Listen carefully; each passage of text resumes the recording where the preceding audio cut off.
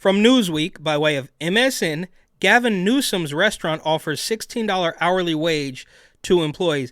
And Newsweek, for whatever reason, I don't know exactly what's going on, but they are kind of starting to report the truth.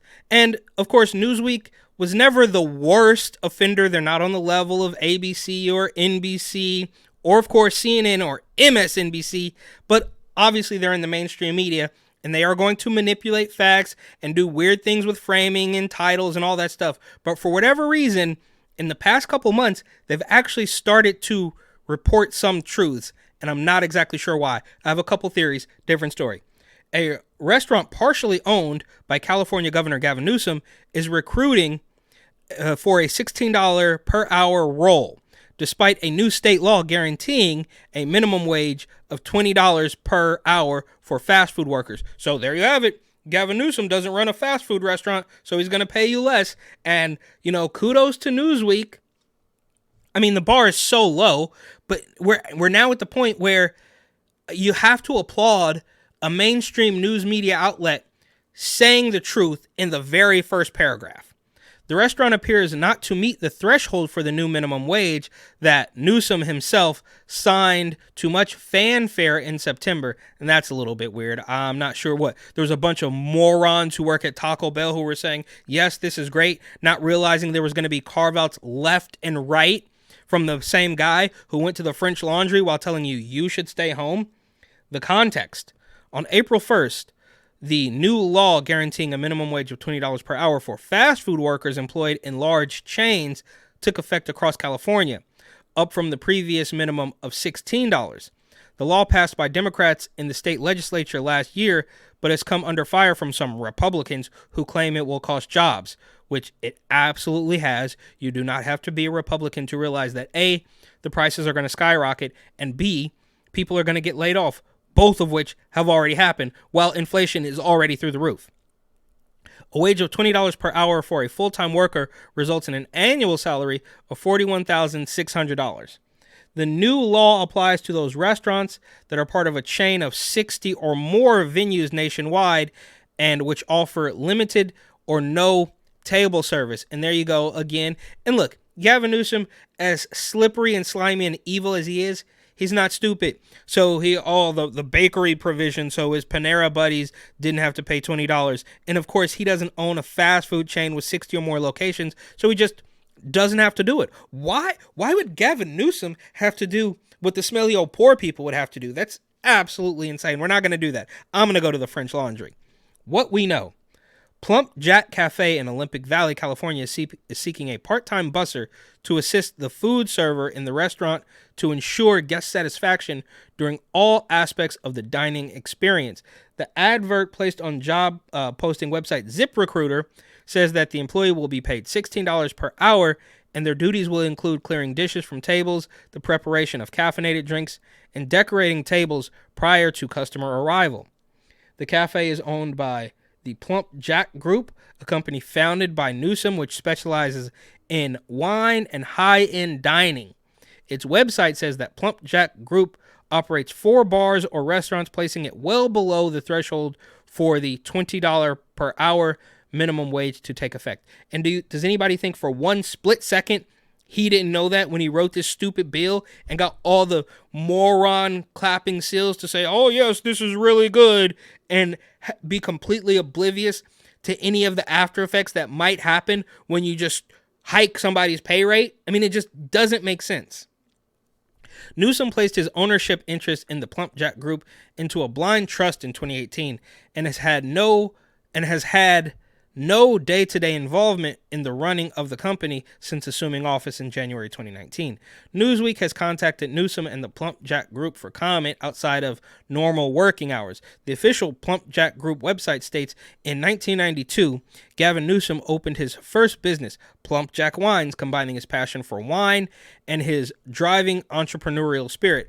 Oh yeah, he loves wine so much, right, that he slept with his best friend / campaign manager's wife, then blamed it on the alcohol, went to an outpatient AA group, and then said, I guess that's about it. Not bad. I can have a glass of wine every now and then. Want to make it clear that everything you've heard and read is true. And I am deeply sorry about that. I've hurt someone I care deeply about, Alex Turk, his friends and family. And that is something that I have to live with and something that I am deeply sorry for. I am also sorry that I've let the people of San Francisco down.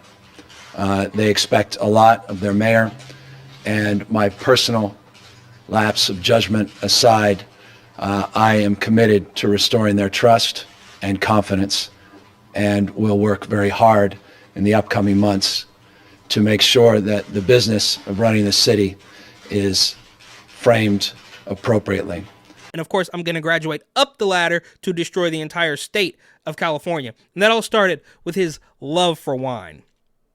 Over the next decade, the Plump Jack Group began to grow under his leadership to include many of the restaurants, wineries, and retail establishments in the current portfolio. Views. Republican State Assembly member Joe Patterson shared screenshots of the Plump Jack Cafe Plump Jack Group website referring to Newsom as its founder and the rental cost of 2 properties in the area on X, formerly Twitter. He added, "I wonder why Governor Newsom, or his Twitter tags, food businesses don't pay $20 an hour. Live job posting at $16 an hour in Olympic Valley. It's very, very expensive to live there. But he doesn't do as he tells others and doesn't pay a living wage." Yeah, I mean, look, and he probably shouldn't have to. Nobody should have to. The rule is absolute nonsense. But this is just glaring hypocrisy that he realizes nobody's going to do anything about, because Aunt Nancy, she's 116 years old. Her husband is out getting DUIs. Her son is operating flop houses and avoiding federal charges. He quite literally knows that he is untouchable because the only people who are truly above the law, of course, are Democrats. No one, not even the president, is above the law. Got that? No one is above the law. Explain the very same people who spent all day making excuses for illegitimate government spying on American citizens. But never mind. Literally, no one is above the law. Watch. No one is above the law, not even the President of the United States. Nobody is above the law. No one is above the law. No one is above the law. No one is above the law, not even the President of the United States. No one's above the law. No one is above the law. That no person is above the law. Nobody should be above the law. Nobody should be above the law, including the President of the United States. So here's the tweet, I guess, from this guy, Joe Patterson. And of course, that's all we're going to get is tweets.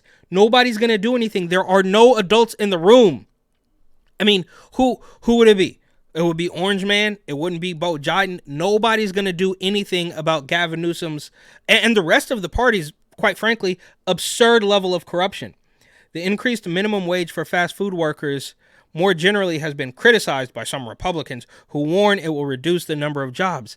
And that literally happened. Speaking to DailyMail.com, Representative Doug LaMalfa from California said, "As if prices in California aren't high enough, fast food prices are already rising and employees are being replaced by self-checkout kiosks and soon robot cooks." Absolutely true. And I guess here's where we are, where if you acknowledge a fact, or if you speak a fact, or if you even listen to a fact, that is enough to make you a Republican. Nearly everyone will be worse off: higher prices, fewer jobs, fewer eating options as places close. Because, of course, not only are the political thugs driving them out of business, but the regular citizen thugs are robbing them blind. You guys worried about consequences like from the police out here? Well, San Francisco doesn't believe in crime. What are you talking about? You know what I'm saying? Shout out the DA, though. Oh, shout out London Breed, too. Fewer small businesses. Ultimately, this new $20 minimum wage will affect nearly every job with similar results. In an earnings call at the end of October, McDonald's CEO Chris Kempinski or whatever said that there's going to be a wage impact for our California franchisees, which he added would have to be partially worked through with higher pricing. Obviously. In February, Newsom denied a report by Bloomberg that he pushed for a separate exception to the minimum wage that benefits a campaign donor.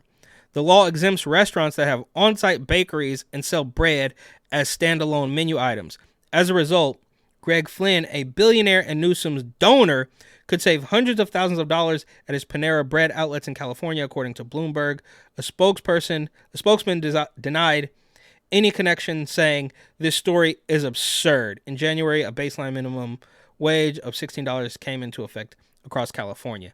But of course, the fast food workers are getting $4 extra per hour. And I mean, it's just glaring. They rub it in your face so blatantly. I guess you have no choice but to be like, is this really happening? So, of course, the French Laundry fiasco, the lockdowns, the mask deals, then the Panera Gate, and now this, which, of course, this minimum wage hike doesn't include his own business, but it's so crystal clear. It's so in your face. It's almost like a reverse psychology thing. Like, well, no, I wouldn't do that. I wouldn't be that stupid. But he totally is, and he expects you to buy it because he has grease in his hair.